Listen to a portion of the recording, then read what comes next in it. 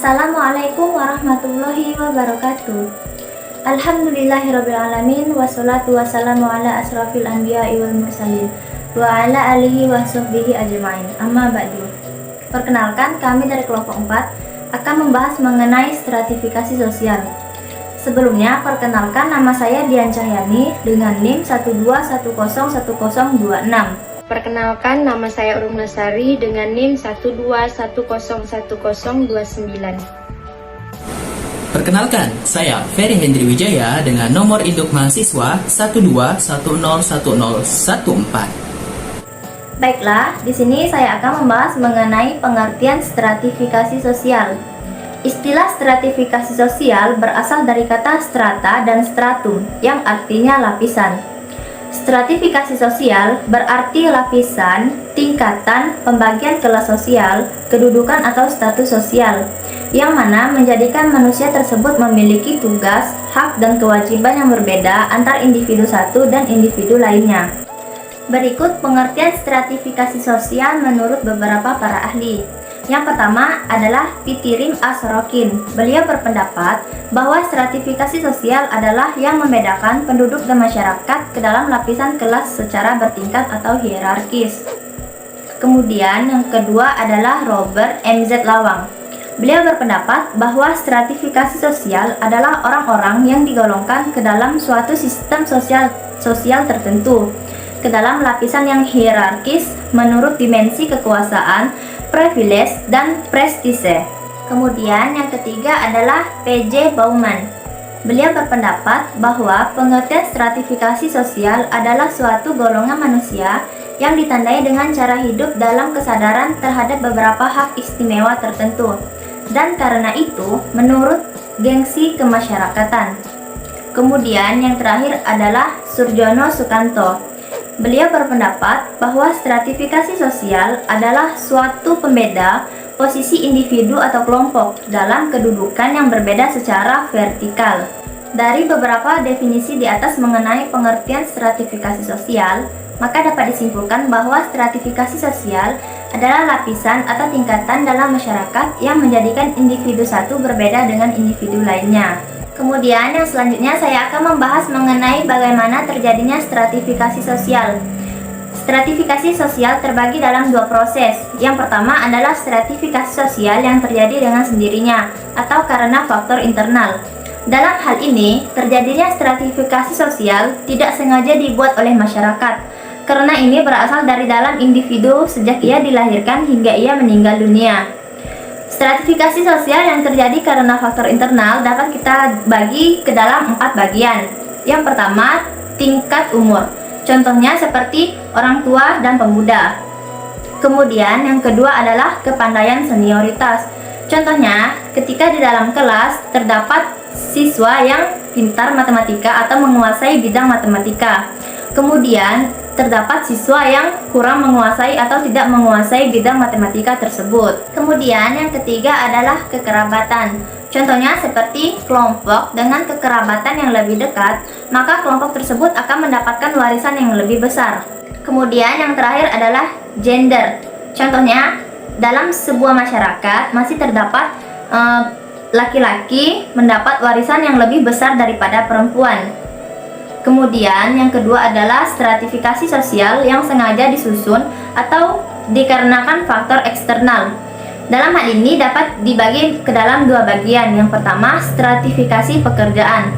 Contohnya, ketika di perusahaan terdapat bos dan bawahannya seperti sekretaris dan pegawainya.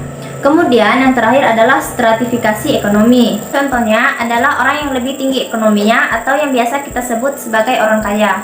Mereka lebih cenderung membeli kebutuhan hidupnya seperti di supermarket atau pasar-pasar besar. Kemudian masyarakat yang ekonominya lebih rendah atau biasa kita sebut sebagai orang yang ekonominya sederhana, mereka akan membeli kebutuhannya di toko-toko kecil dikarenakan harganya relatif lebih murah dan terjangkau. Jadi mereka tidak membeli kebutuhannya di seperti supermarket, pasar-pasar besar dikarenakan harganya lebih mahal. Mereka menyesuaikan harga-harga kebutuhan tersebut dengan keadaan ekonomi mereka.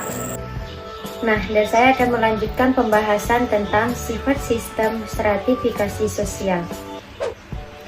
sifat sistem stratifikasi sosial itu dapat dibedakan menjadi dua bentuk, yaitu yang pertama bersifat tertutup, yang kedua bersifat terbuka. Yang stratifikasi sosial atau lapisan masyarakat yang bersifat tertutup ini tidak memungkinkan pindahnya orang dari suatu lapisan sosial tertentu ke lapisan sosial yang lain, baik berpindah ke atas maupun berpindah ke bawah.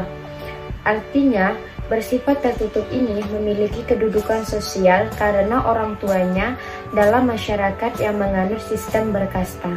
Yang kedua, bersifat terbuka, yang mana bersifat terbuka ini adalah setiap anggota masyarakat mempunyai kesempatan yang sama untuk berusaha sendiri dengan kemampuan yang dimilikinya.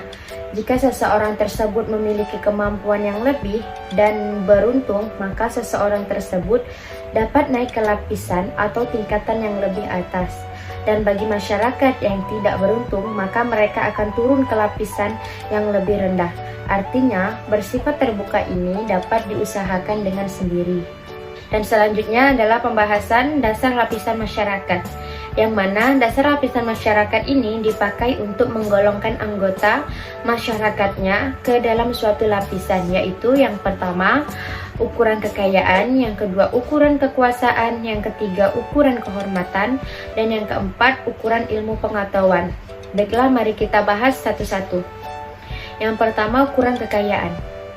Kekayaan di sini masyarakat yang memiliki kekayaan yang paling banyak ialah termasuk ke dalam lapisan teratas. Kekayaan orang tersebut dapat kita lihat dari bangunan rumahnya yang lebih besar, lebih mewah, megah, mobil pribadinya, dan lain-lain.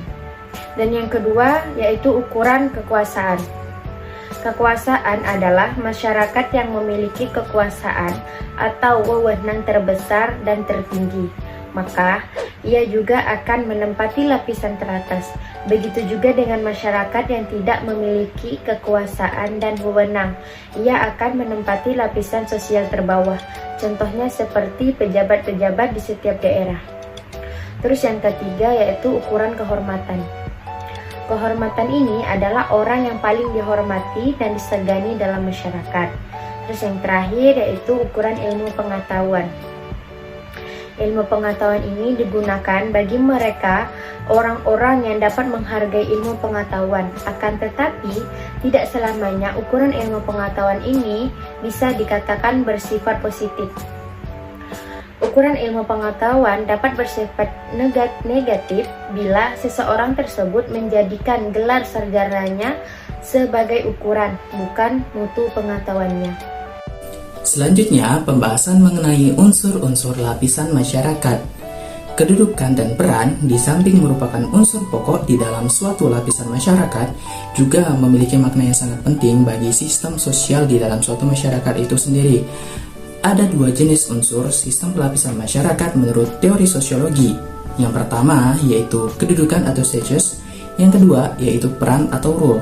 Nah, yang pertama mengenai kedudukan atau status itu sendiri merupakan sebagai tempat atau posisi seseorang di dalam kelompok sosial itu sendiri yang sehubungan dengan orang lain di dalam kelompok itu sendiri, atau tempat suatu kelompok yang sehubungan dengan kelompok lain di dalam kelompok yang lebih besar lagi.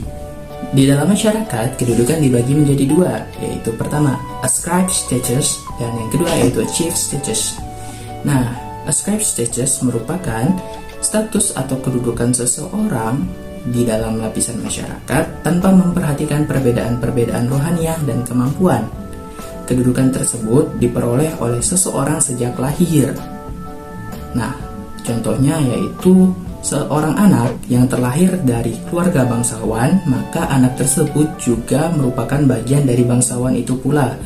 Dan pada umumnya, kedudukan ini atau ascribed status ini bisa kita jumpai atau dapat kita jumpai di masyarakat yang masih menganut paham feodal, yang dimana segala urusan atau segala sesuatu yang ada di masyarakat itu sendiri dipegang atau dibawa kendali oleh bangsawan itu sendiri. Kedudukan yang selanjutnya yaitu achieved status. Nah, status atau kedudukan ini diperoleh atau dicapai oleh seseorang melalui usaha-usaha yang dilakukannya.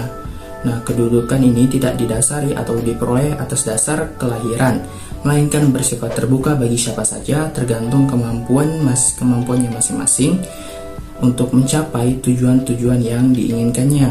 Unsur-unsur lapisan masyarakat yang kedua yaitu peran atau role. Peran atau role merupakan aspek yang dinamis dari kedudukan. Apabila seseorang melaksanakan kewajiban sesuai dengan kedudukannya, maka ia menjalankan sebuah peranan.